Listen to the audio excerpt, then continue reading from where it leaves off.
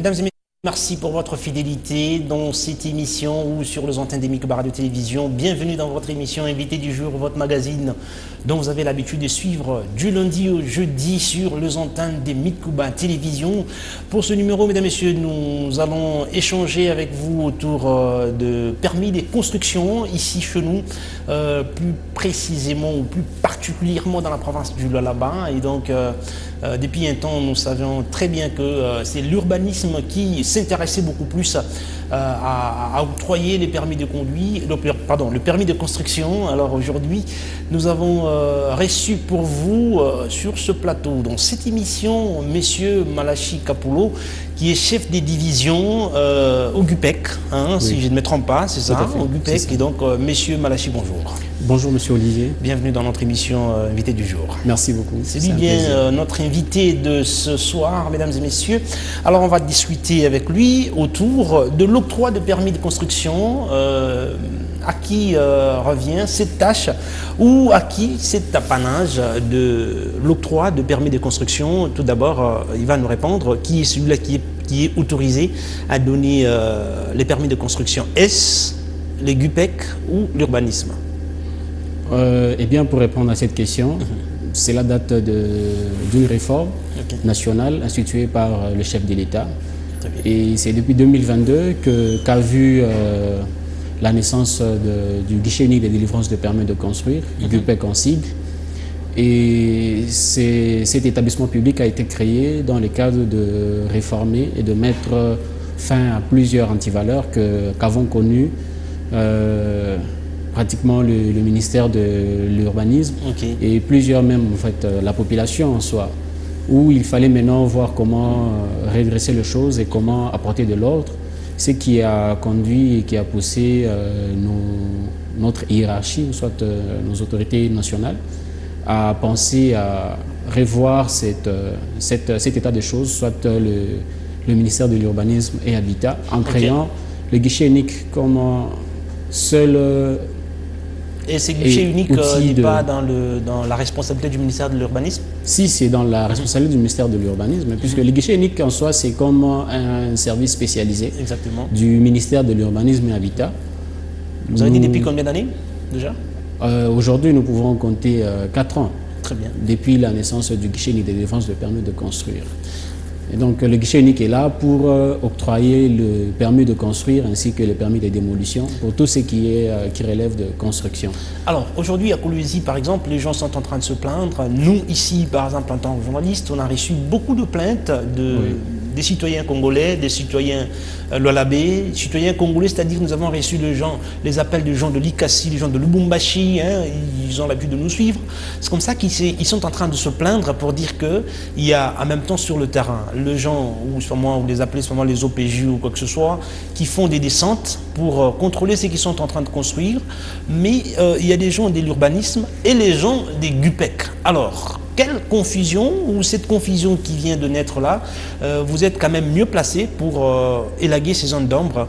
Que faudra-t-il faire pour éviter tout ce qu'il y a comme souci? Oui, d'entrée des jeux, je dirais, pour essayer de faire la différence entre le guichet unique de délivrance de permis de construire, GUPEC, et la division de l'urbanisme, pour ce qui est du Lualaba, c'est que nous avons pratiquement 2 missions assez différentes. C'est-à-dire, si on doit commencer déjà par le guichet unique, lui, il est habilité à délivrer les autorisations de bâtir et de démolir. Mais la division de l'urbanisme en tant qu'administration est restée avec autres attributions telles que la création de lotissements avec les autres services spécialisés, l'octroi des avis urbanistiques ainsi que les avis de morcellement et des occupations temporaires en ce qui concerne la gestion du domaine public de l'État. C'est-à-dire pour ceux qui veulent occuper des emprises, ils sont référés vers la division de l'urbanisme. En termes de mission, voilà la différence. Et donc, quand on constate qu'il y a des agents qui descendent sur le terrain, pour ce qui est de GUPEC, c'est justement pour d'abord accompagner l'autoconstructeur, puisque le guichet unique a été créé dans le but d'assister l'autoconstructeur. Quand M. Olivier, vous voulez construire, on suppose que vous avez vos ingénieurs, mais il faudrait nécessairement une rigueur qui pourra accompagner ou assister vos ingénieurs Et donc, on ne se limite pas qu'à donner le permis de construire, mais nous accompagnons aussi l'autoconstructeur avec les normes requises pour arriver à avoir des logements décents, ce qui fait partie même du cheval de bataille du guichet unique de délivrance de permis de construire. Dans le temps, on délivrait juste le permis, mais il n'y avait pas cette assistance technique. Et donc, la réforme aujourd'hui est que, au-delà d'avoir vos propres ingénieurs, qui doivent déjà être régis dans un ordre bien connu, soit l'ordre des géologues, plutôt des architectes. Excusez, quand je ne veux pas des géologues parce que je suis géologue. Et donc l'ordre des architectes, l'ordre des ingénieurs. Et donc ces derniers doivent être assistés par nos techniciens qui sont aussi chevronnés et donc qui sont mis à leur disposition. Voilà un peu les missions que nous gérons au quotidien.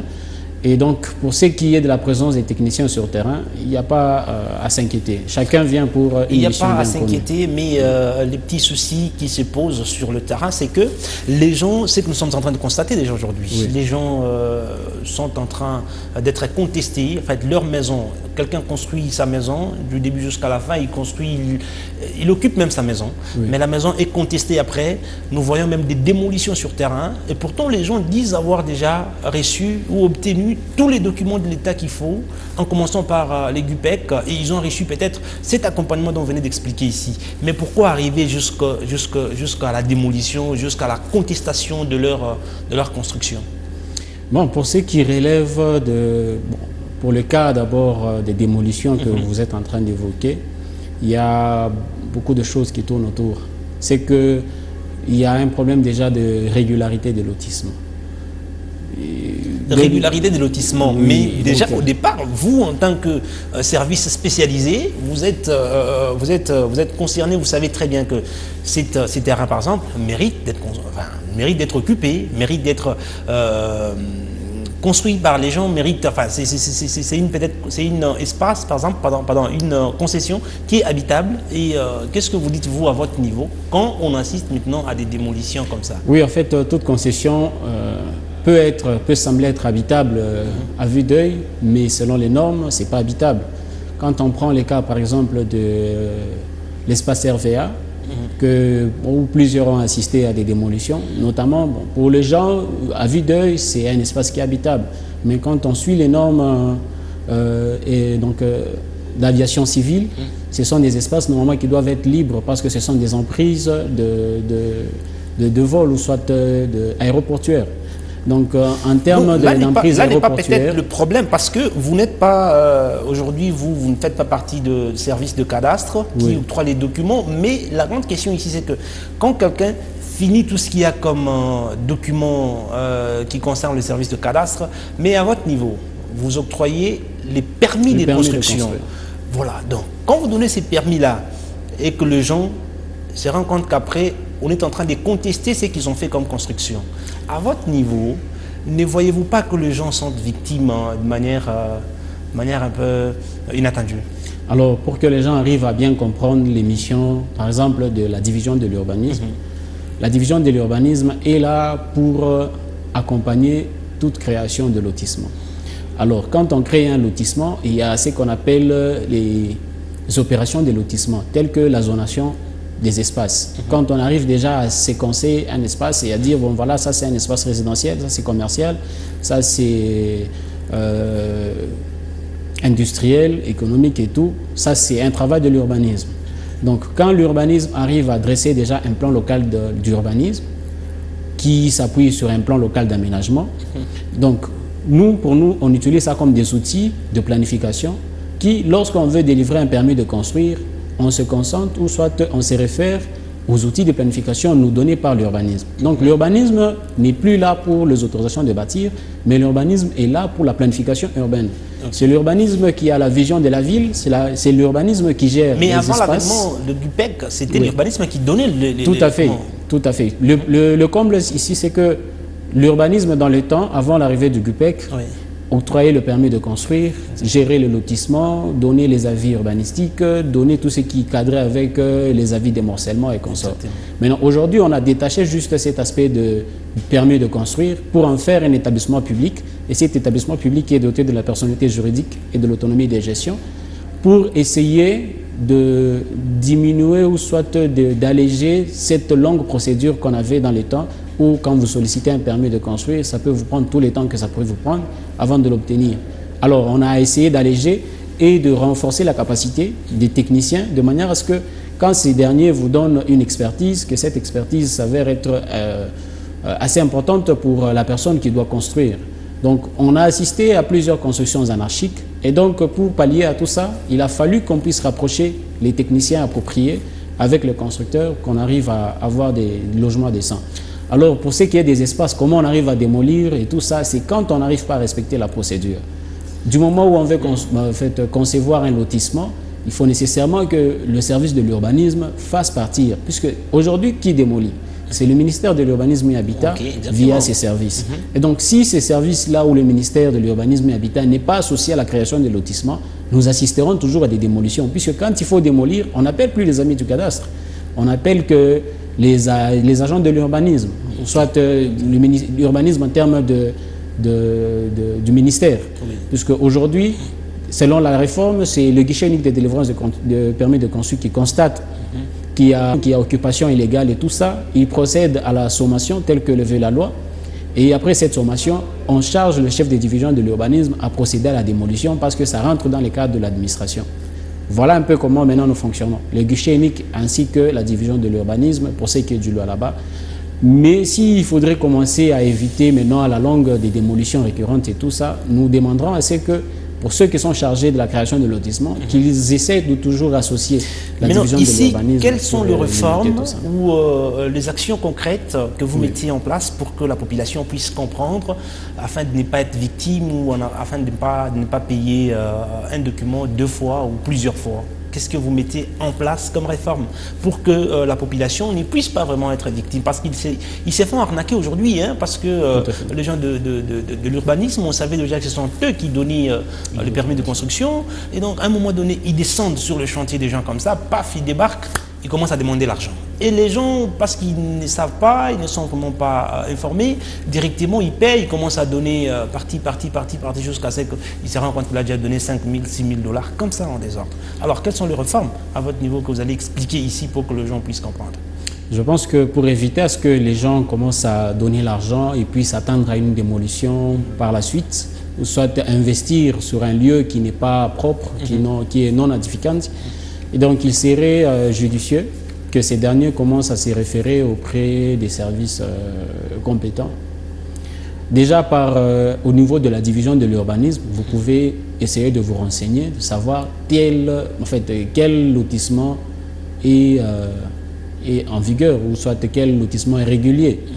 Parce qu'aujourd'hui, celui qui approuve un lotissement, c'est l'autorité provinciale, et il contresigne avec le chef des divisions de l'urbanisme. Donc quand on crée un nouveau lotissement, c'est le gouverneur qui doit approuver par un arrêté. Et cet arrêté-là, sur ce qui est de la planche par rapport à la zonation dont je vous ai parlé d'entrée des jeux, là, c'est le chef des divisions qui approuve, qui fait la classification et qui oriente tout ce qui va d'un plan local aménagé ou d'urbanisme. Donc si aujourd'hui, un individu ou soit un citoyen voudrait avoir un terrain propre à la construction, nous allons lui demander de se référer à la division de l'urbanisme et au cadastre, s'il y a lieu, qu'on puisse lui montrer les lotissements qui sont agréés. Mais aujourd'hui, c'est vous qui détenez le monopole d'octroyer par exemple le permis de construction et permis de démolition. C'est ce que vous avez dit. Tout à fait. Alors, donc, si je comprends bien, les gens qui ont connu des soucis du côté RVA, par exemple, on a démoli leur maison, c'est vous qui étiez là en train de cogner ou de bombarder les maisons de gens là-bas? Non, il n'y a pas eu bombardement. Je pense qu'il y a eu démolition parce que toute démolition est précédée par une procédure. Je pense que tous ceux qui sont victimes, tous ceux qui sont victimes d'une démolition aujourd'hui, je peux croire, en fait, je peux affirmer ici qu'ils ont été sommés régulièrement. Et ils ont eu des documents qui leur ont permis de comprendre le pourquoi de cette démarche arrivée jusqu'à la démolition. Donc, ça a pris combien de temps? Ça a pris combien de temps pour les informer? Pour les informer, c'est-à-dire, si je comprends bien, l'autorité provinciale vous a associé dans cette démarche. Vous avez été associé.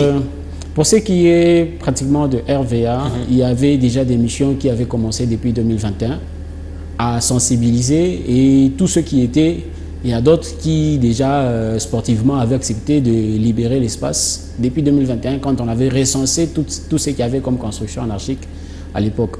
Et donc 2026 n'a été que l'aboutissement de tout ce qui avait commencé depuis 2021. Et donc nombreux étaient déjà sensibilisés. Tout compte fait, c'est une réalité qui est arrivée. Et donc on ne peut que suivre ou soit subir ce qui a été fait. Aujourd'hui, je veux construire un bâtiment de 2 niveaux ou R+2, c'est pour moi quelque chose comme ça. Oui. Je passe par les GUPEC. Vous me donnez le permis de construire. Voilà. Je prends ces permis-là, j'arrive sur le terrain, je construis ma maison, je construis mon bâtiment. Et à un moment donné, je me rends compte que le même l'État qui m'a donné, parce que vous êtes un service public, vous êtes un service de l'État, j'espère. Tout à fait. Alors, vous m'invitez, je me rends compte que l'État lui-même descend encore sur le terrain, commence à démolir tout ce que j'ai fait comme maison. Qu'est-ce que je fais? À qui m'adresser maintenant à ce moment-là? Normalement, l'État ne démolit pas une maison quand cette maison n'est pas régulière. Quand la maison n'est pas régulière. Donc régulière dans le sens où la construction qui s'effectue est, par exemple, sur un terrain impropre. Ok. C'est-à-dire quand vous avez construit sur un lotissement qui est agréé, c'est difficile que l'État vienne à dire que voilà, je vais démolir sans pour autant passer à cette procédure d'expropriation. La loi prévoit que quand l'État a besoin d'un espace, d'une certaine manière, si cet espace n'appartenait pas à l'État ou que l'État, de toute façon, le sol et le sous-sol appartiennent à l'État. Mais dans la matière de la domanialité, il y a ce qu'on appelle les espaces publics de l'État et les espaces privés de l'État. Donc, quand vous vous retrouvez sur un espace public de l'État, or les espaces publics de l'État ne sont pas aliénables, ou soit ne sont pas cessibles. Du moment où vous vous retrouvez sur un terrain comme celui-là, l'État n'a que le droit de récupérer cet espace parce que c'est un domaine public de l'État.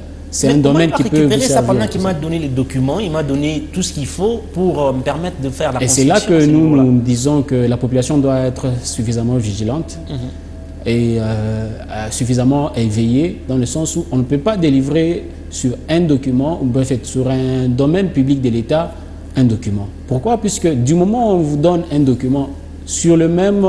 En fait, sur les champs, ce document est nul et c'est annulé par le même document qui vous a donné la propriété, quoi. Ah non? Oui, pourquoi? Puisque il y a ceci.